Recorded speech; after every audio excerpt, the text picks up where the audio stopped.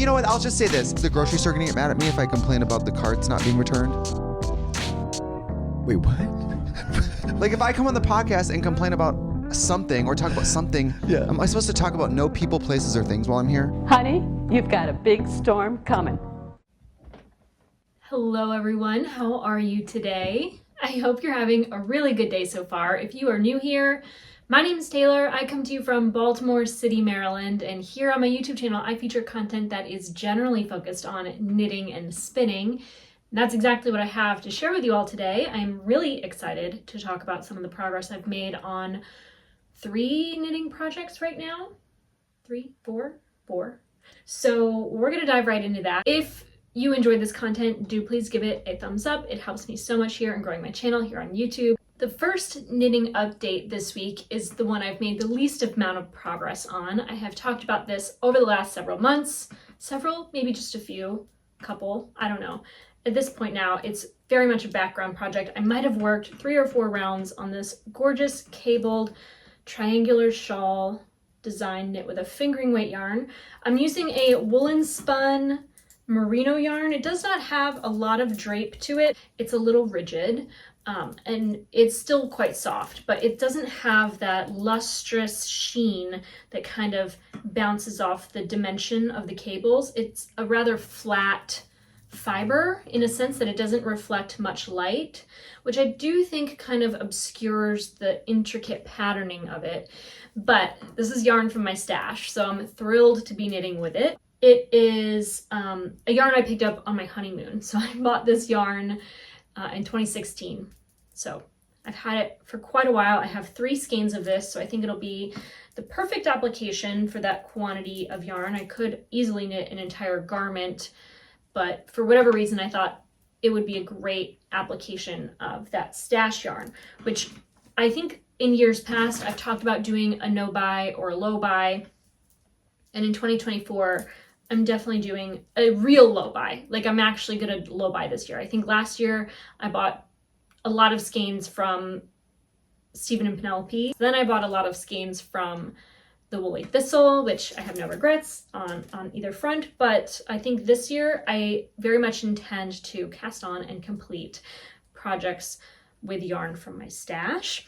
And another stash project that I have going right now is with yarn from one of my, probably my absolute most favorite mills in the US.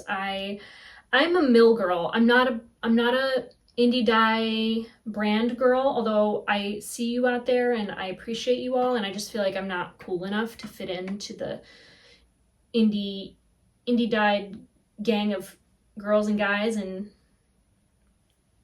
you know, gays and days, whoever you are. I'm a mill girl at heart, and I have these mills in the back of my mind that I want to turn to again and again. And one is Green Mountain Spinnery. Of course, I love like Jamieson and Smith yarns. I love like Brooklyn Tweeds yarns. They are all milled at Harrisville Designs. I love Harrisville Designs yarns. I'm like a fangirl of the mills more than anything, but yeah, that's what my stash generally reflects. And I've been holding on to 10 2-ounce skeins. I think it's 2 ounce or 4 ounce. I don't even know.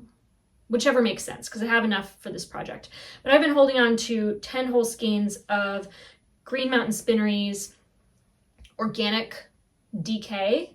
I think this fiber was grown in Vermont, although I'm not sure. It's the light gray. I think they have like various neutrals in the organic DK. So I've finished the front left panel. I followed the instructions exactly. This should be on the wrong side, so I believe it is the wearer's left front. And as you can tell, has a nice generous slope. This is probably going to connect not at the very center back, but somewhere off to the side. So you can see that it has somewhat of a, I guess it's not a drop sleeve, because I do think I might be continuing some portion of this along the left arm, but this is a pattern by Gudrun Johnson. She just came out with a new book with Mary Jane Mucklestone. I think I featured that in my previous video. And this is, I think it's called the Ridgy or something cardigan. And it's the first time I've ever knit a garter rib, which I really like the look of. And I think I would incorporate into future designs because I think it's very, you know, textural, kind of like a waffle type of vibe. And I have not blocked this. I do think that in time, I feel like the gauge of this project, which I don't recall exactly what it is off the top of my head. I don't even know if I swatched this project. I might not have. I should probably take a quick measurement of my project as I've worked the front half already, but I've noticed that the gauge of this project with the yarn and the needles used, I think I'm working this with a size 8 needle, US 8, and it is again a DK weight yarn. The garter stitch is a very dense fabric. It makes a fabric that's almost double in, I guess if you look at the depth of the fabric itself, it's like double stockinette. So I really like the fact that this very large oversized garment is knit with a very open gauge so that it makes it somewhat drapey and more lightweight. It has more space between the stitches, and so inherently the fabric itself as a whole holds more air. And because I'm working this project with a woolen spun yarn, the yarn itself is holding more air than a worsted weight yarn would. So I'm really happy about that. I will find though on occasion, this is a 2-ply DK weight yarn. Sometimes I split the plies and I have to be conscious not to do that, but it's not as frequent as other yarns I've used in the past. Hi. Loving this. I'm already working on the right front panel, and this is gonna be my Sunday football knitting because it's simple enough. I can do it without watching. I can continue to knit the entire piece without having to reference any instructions. This project, although it is pieced, and I will eventually have to, I assume, mattress stitch most of this together, which I'm not really looking forward to. This is gonna be probably one of the fastest growing and yet largest pieces that I'm currently working on. Very much loving this, and I'm so excited to finally transform what was a very large section of my yarn stash into a full-fledged garment that I can pretty much wear nearly any season. I'm anticipating definitely in the winter. I see myself wearing this around the house. I could even wear it to the office if I want to, but I can also make use of this garment in the spring and the fall when it's not warm enough to wear a pullover, but it's just cool enough in the mornings or in the evenings that I feel like I need to be wearing wool. So cardigan number 1 for today. I'm pretty much on a cardigan, I wouldn't even say kick at this point. I published the Bookkeeper cardigan and the Kingston cardigan. They are slightly different in fit, and the Kingston was more oversized in the upper arms. It was cropped, and it had the same, I think, depth to the yoke as the Bookkeeper, but I wanted the Bookkeeper to be a little bit more form-fitting, a little bit longer in length, and I wanted to, what did I do? I did a different sort of style to the button band. Now I'm working a third self-designed cardigan with, again, yarn from my stash. Even more excited to be knitting with this because who does not want to be wearing Brooklyn tweed? In this case, it's Shelter. They're not DK. It's a worsted weight base, but I find that because it's a woolen spun yarn that has a lot of air in it, you can kind of knit it at a gauge that's more similar to DK if you want to and have a tighter fabric. When I cast on for this project, I referenced my Kingston cardigan, and I decided that I wanted to begin rather differently with a wider back neck so that I could have more options for the width of the collar. And I worked a yoke depth that is much deeper than the Kingston. So I started this project obviously from the top down, and I thought I got to a point where I needed to stop and split for the sleeves.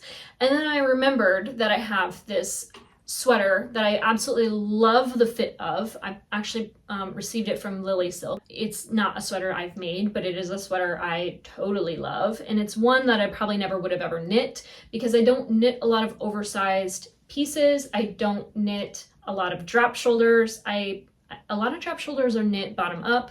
I like to knit top down. Of course, there are top down drop shoulders, but anyway, I came into the possession of a oversized drop shoulder sweater and I'm obsessed. I love the fit of it. So when I was knitting this, I decided before I make any decision on exactly when to split the yoke into sleeves and the body to join the front and back, I'm going to reference the depth of the yoke on that drop shoulder and the width of the body and somewhat mimic the shape of that. Obviously, one second. Obviously, that's a drop shoulder. This is a raglan. They tell somewhat of a different story. However, I don't think it's all that different when I lay this on top of my favorite fitting sweater. So I am knitting this with an amount of ease. I rarely knit for myself because actually not dissimilar to what I'm wearing right now, I love a bit of a dolman look. This is kind of a dramatic sort of, actually I wouldn't call this a batwing, I would call this a true dolman. You might know better than I do because I know some of you out there are like professional garment designers. So I wanted something similar to this, maybe not quite as deep, but something similar. And so I continued to knit the yoke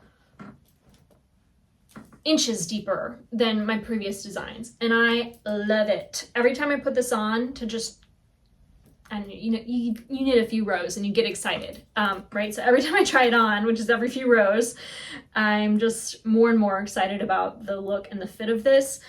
I've also decided for the first time, because I noticed in all of my designs, I add waist shaping. A lot of my cardigans are cropped, so I just incorporate waist shaping. I don't add increases to the bottom half because it pretty much stops right there. I might continue it straight, if anything, because I like my bust and my waist to fit with the same relative proportion of ease. So if I have 10 inches of ease in my bust, I want about 10 inches of ease at my waist, and those are different numbers. I've been loving this. It does have like a more traditional crew neck. You can't really tell because it rolls in constantly, but it is just a crew neck cardigan. One thing I don't love about oversized cardigans that have a more tapered increase front, I guess you could say that a collar, is they tend to slip off the shoulders. And I hate having to be like, all the time. I just want my clothes to sit on me and sit there and be there and stay there. So I went with a more traditional crew neck. So that's that. And I've been loving it. And then the final project I have to share with you all is one I'm super excited about. And I'm actually going to start taking it slow. I left my swatch in the other room. I have to go grab my swatch, but I will be right back.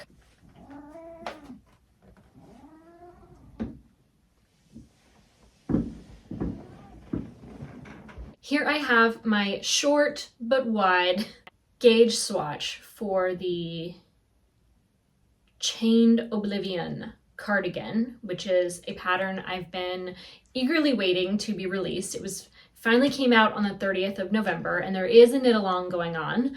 I swatched this very quickly, and I washed it and I waited for it to dry, and I took a measurement of it prior to it drying, and I said, that's good enough for me. I'm just going to cast on and start going. And of course, I realized I need to slow down a little bit. I need to make sure I'm doing this right, because this is a project with a majority seed stitch. Not the easiest. This is knit with a US 4, and I reached 2 stitches shy of the gauge.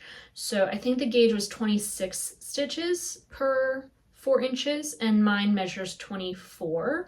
So that is going to tell me my finished project if worked according to the pattern, will be slightly larger than or simply wider than the intended size. And then I immediately cast on, and I started working almost, this is not it, this is the other project I'm working.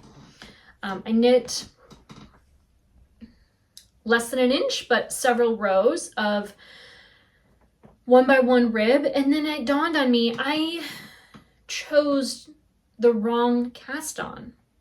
So in the pattern it just says cast on, and I just cast on because typically when I cast on, I'm doing a top-down raglan. I'm always knitting a top-down raglan.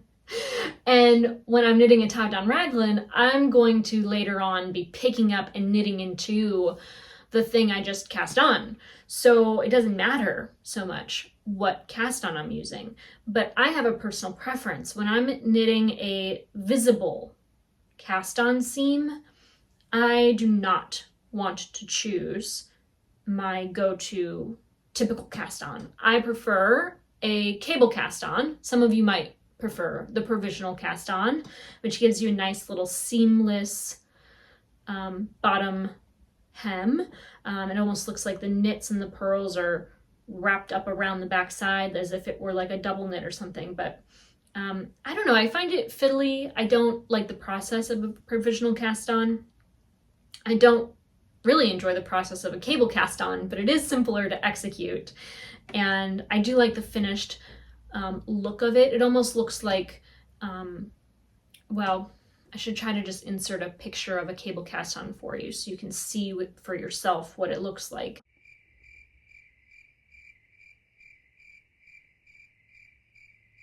I need to undo it. I need to rip back, and I need to do it right. But what this also did for me was it reminded me I need to make sure I do this right, because I have a pattern.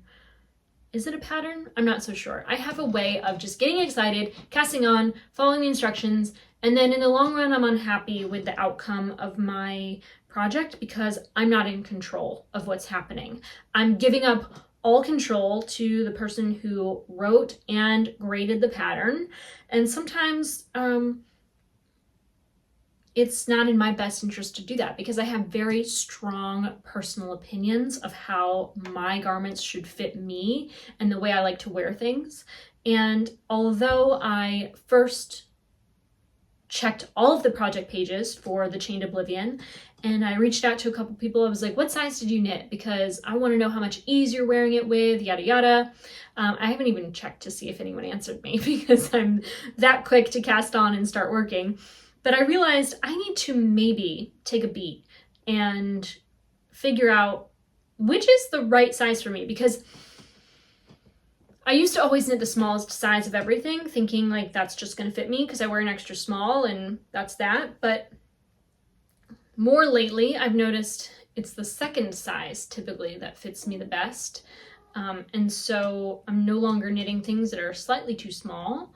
And that was sort of a very simple way to look at it. But now, of course, like many knitters do, I measure my own bust and I look at the finished measurements of the garment and I evaluate exactly how many inches of ease I want to wear my version of the garment in, and then I add that to my bust and I determine which finished size to make, and typically it's the second size. So that's what I did. I just cast on the second size because although this project is intended to be worn with I think 3 to 5 inches of ease, I decided I wanted 8 inches of ease.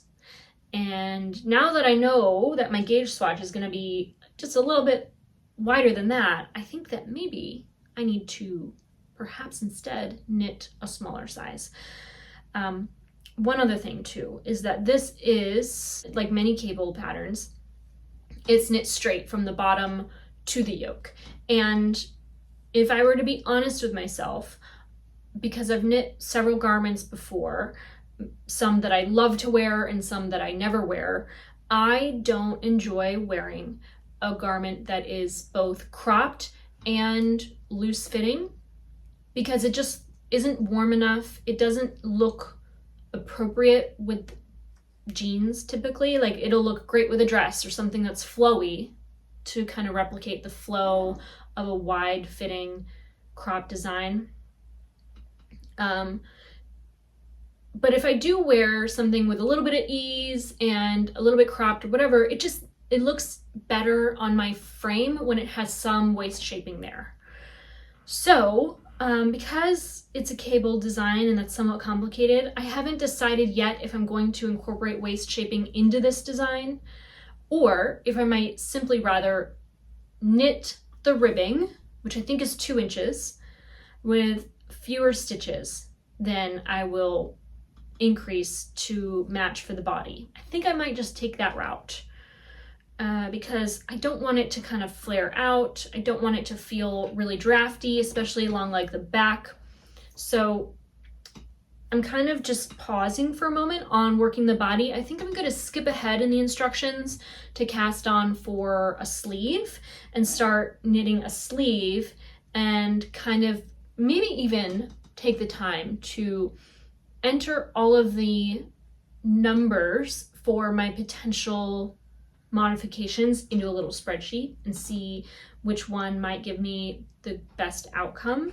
I also want to question the depth of the yoke. Because my finished gauge is slightly different than the pattern as it's written, I think it would be in my best interest to sit down and kind of do that math and make sure that whatever difference that is not going to drastically impact the way that the garment fits. So I'm really excited to work on this. I love the look of the seed stitch fabric. I forgot to mention, I'm knitting this with a farm yarn from Crooked Fence Farm. I picked this up in, I think, 2020. It is a California red. It's this cream, natural colored fiber, a worsted prep.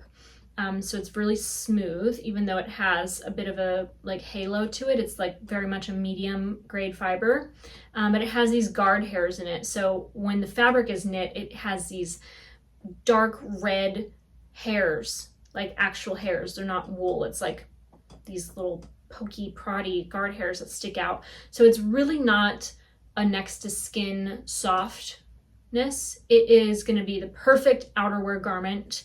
And I'm very much looking forward to wearing this. It's a very dense fabric, and it's a very sturdy yarn. So I'm really excited to be working this particular yarn and fiber into a pattern that has a lot of intricacy in it, because the worsted spun nature of this fiber and this yarn is really going to make the cables and any of the texture pop. It is just very pretty. I don't know if you've seen it yet. I love the Chained Oblivion pattern. I'm very much looking forward to it. This is my start to the Chained Oblivion. This is my false start.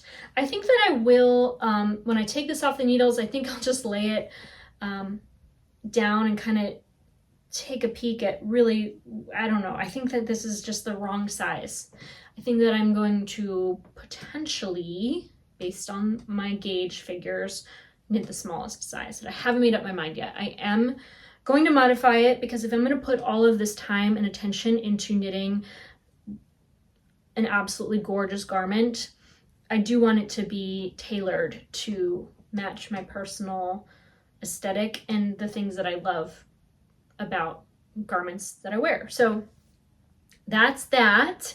Those are my 3 cardigans that I'm currently knitting, and then the shawl. So that's sort of where my focus has been. I have not been spinning, although I've thought a little bit about it. When I was setting up my camera for today, I saw this skein in the background, and I remembered that I do have almost 100 grams of a sister skein ready to be spun.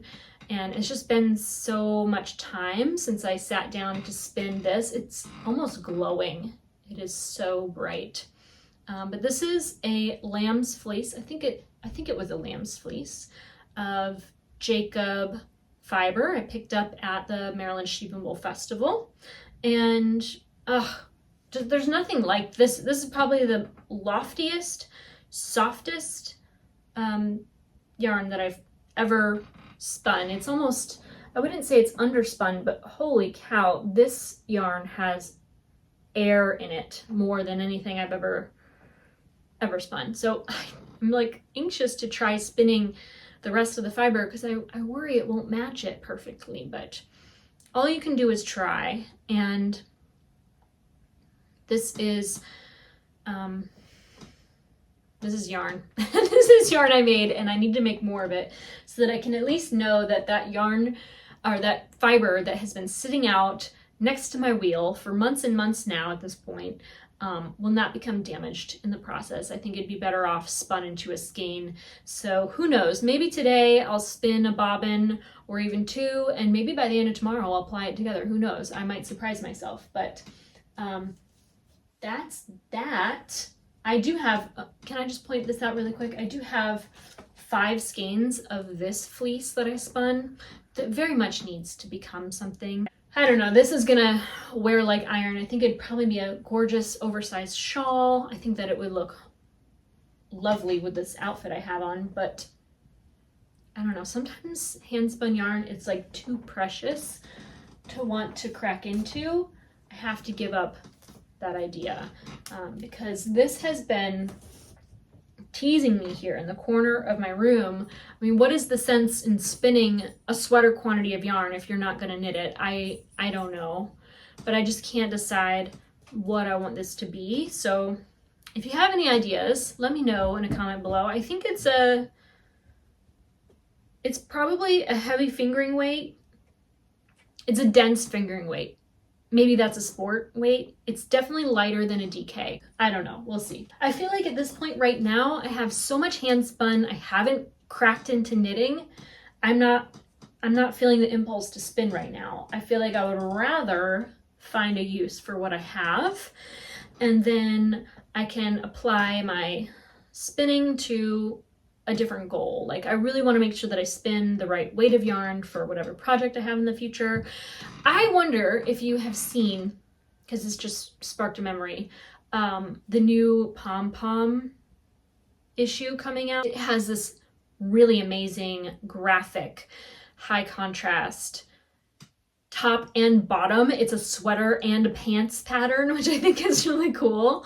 I don't know if I'm gonna knit both or either of them, but I just want to study that pattern. I think it's amazing. And it's a really cool motif. I think I might have yarn for one of the 2 pieces, but ideally if I were to knit either of those, I would like to knit both. And I don't have the yarn in my stash to knit both, but I have the fiber in my stash to spin the yarn I would need for both. So I'm thinking about that as a long-term goal for 2024. So that's what I'm working on right now. I wonder what you are knitting on. And if you're here in the live chat, let us all know what you're intending to do with your day-to-day, because I am just going to make things. I have spent every Saturday doing everything but. Brian and I have been hiking. We went on a couple hikes together. Last weekend, I shredded a ton of sticks and I turned out a compost bin. I spread all of my old leaves and my leaf mulch and leaf mold into most of my garden beds, all but one. And then I refilled that leaf bin with new leaves from this year. I do need to turn my compost bin. I'm not going to do that today. It is wet and rainy outside, but it's really full and it's not quite hot, and I need to heat that up again, because otherwise I will not be making compost over winter if I don't. So there's that to do. I have even more sticks to shred because I severely pruned my peach tree. Typically I would wait to prune it until like real winter, but it went into dormancy. All the leaves had fallen off it, and I thought I might as well just do it sooner than later, because then there will be fewer buds for it to focus on budding out. Maybe I'll get better buds that way. I don't know. If you know more about peaches than I seem to know, feel free to let us all know in the comments, because I feel like I learn a lot from you all, sharing your personal knowledge and opinion of things. So anytime you leave a comment here on my channel, I do read it, of course, you probably know. And I do try to respond as much as I can. Sometimes all I have time to do is read and love. But anyway, I do appreciate you all, and I wish I could respond to everything all the time, because I don't know, you guys make this life a little less lonely. So yeah, my garden is well on its way to hibernating this winter, but I still have a lot to do. I did pick up new stakes for my raspberry bed, which has been quite sad the last few years. I've had different ways of holding up my raspberries that were not the most effective. So once all of the leaves have really fallen off the canes and things are a little less messy up in there, I'm going to stake those posts. I have 6 now. So instead of 2 and then utilizing the back fence like I thought I would, which was a total fail, I'm gonna have 1 on each of the 4 corners and then 2 between those to really get a nice, good structure of support so that I have the best berry patch one could hope for. I love my raspberries and I feel like I haven't found the best solution for them yet. After I think like 7 years of growing raspberries at this point, I've not figured out the best structural support for them, but we did invest in new stakes to do that. So I'm excited to get to that probably next week. And the garden is just not, I've just been clearing it out and spreading leaves. So everything's mulched except for that one bed I'll probably get to once I gather more leaves from the front yard garden. I think last Saturday too, I shredded and bagged like 10 bags full of leaves. So I got everything covered out back. So everything but one bed, which there's still time to take care of. So yeah. That is it for this week's episode of the Thread to Mend podcast. I want to thank you so much for watching. Again, if you want to find me on social media, my name is Taylor E. Owen on Ravelry and Instagram. You can find me over on TikTok as Taylor Knits. I hope you all have a wonderful day, a wonderful week, and that you all take care.